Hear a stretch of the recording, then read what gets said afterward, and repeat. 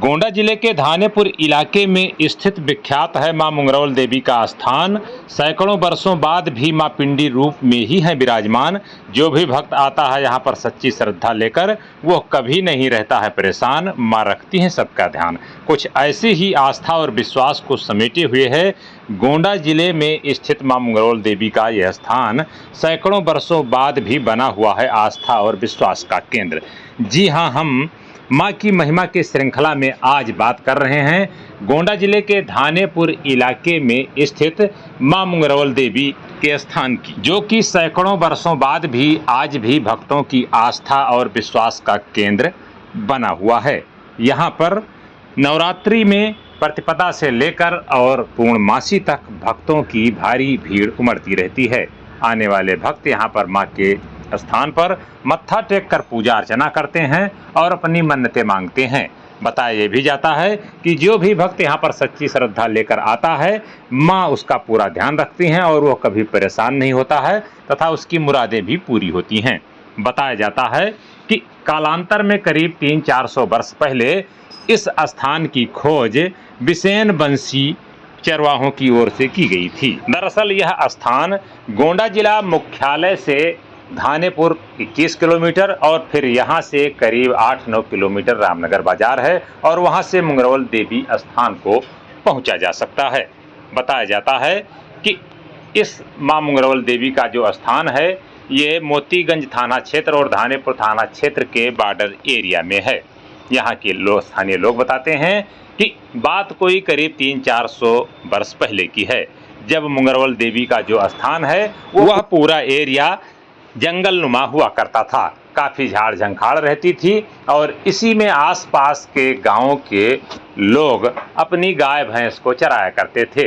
बताया जाता है कि तब यह मुंगरौल गांव, जो कि अब मुंगरौल देवी के नाम से विख्यात हुआ है, यह ग्राम पंचायत कोल्हुआ में था और इसी ग्राम पंचायत में एक भुलैया गांव था जहां पर ठाकुरों की अधिक संख्या रहती है और इन्हें बिसेन बंसी ठाकुर बताया जाता है।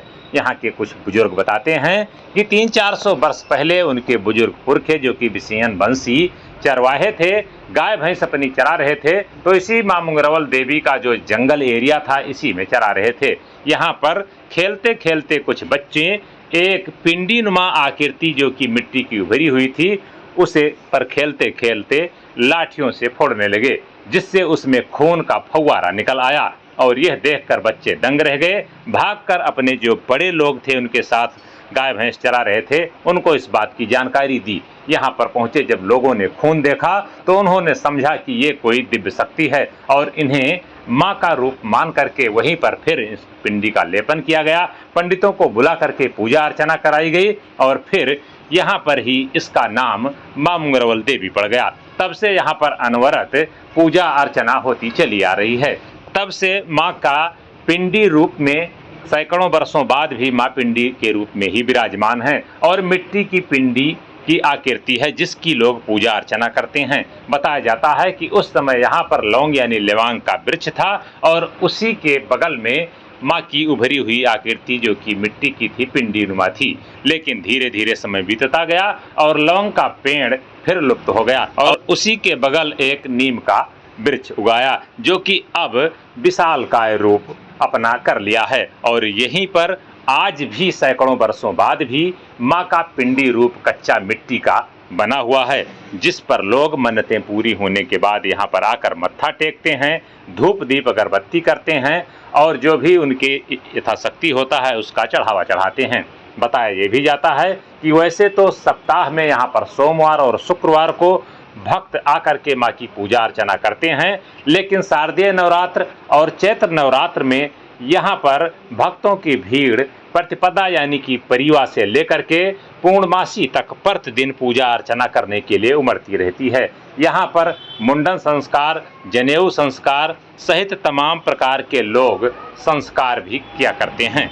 करीब 300-400 वर्ष बीतने के बाद भी आज भी माँ वही मिट्टी की पिंडी के रूप में नीम के पेड़ के बगल में विराजमान हैं और भक्तों का आस्था और विश्वास का केंद्र बनी हुई हैं। यहाँ पर आसपास ही नहीं, जिले भर ही नहीं बल्कि आसपास के जिले के तथा दूर दराज जनपदों से लोग चैत्र तथा शारदीय नवरात्र में आकर के माँ की पूजा अर्चना कर अपनी मन्नतें मांगते हैं और लोगों की आस्था और विश्वास है कि जो भी भक्त यहाँ पर सच्ची श्रद्धा लेकर आता है, माँ उसके विश्वास पर खरा उतरती हैं और उसकी मन्नतों को अवश्य पूरा करती हैं।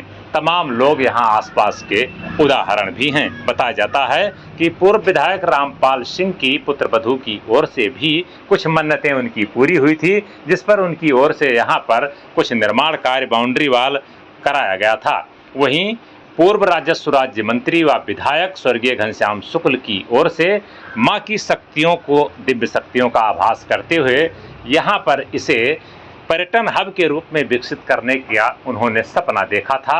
हालांकि असामयिक उनका निधन हो गया, जिससे ये पूरा नहीं हो सका, लेकिन उनकी पहल पर यहाँ पर पर्यटन विभाग की ओर से रैन बसेरा बनवाया गया था। वहीं भुलैया के रहने वाले बिसेन बंसी ठाकुरों की ओर से बहुत पहले यहाँ पर खपड़ेल का एक रैन बसेरा बनवाया गया था और अब बहनौन विधायक विनय कुमार द्विवेदी उर्फ मुन्ना भैया व सांसद कीर्तिवर्धन सिंह उर्फ राजा भैया की पहल पर यहाँ पर पक्का रैन बसेरा भी बन गया है, ताकि आने वाले भक्तों को यहाँ पर रहने में कोई असुविधा न हो। यह वही वृक्ष है नीम का और ये माँ का स्थान है जहाँ पर माँ पिंडी के रूप में विराजमान हैं और लोग आकर के पूजा अर्चना करते रहते हैं।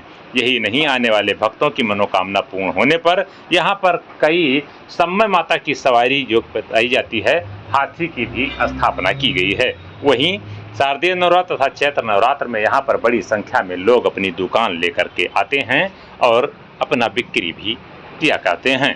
यूपी दस्तक की टीम यहाँ पर अष्टमी तिथि में पहुंची और वहां पर यह दिव्य भव्य नज़ारा देखने को मिला, जहां पर बड़ी संख्या में भक्त पूजा अर्चना करने आए थे। और इसी बीच एक महिला कांस्टेबल भी है जो भी पहुंची है और मां के दरबार में मत्था टेक कर पूजा अर्चना की है और कुछ अपनी मन्नतें भी मांगी होंगी। फिलहाल यहाँ पर बड़ी संख्या में लोग आते हैं और आज भी सैकड़ों वर्ष बाद यह आस्था विश्वास का केंद्र मां मुंगरौल देवी बना हुआ है।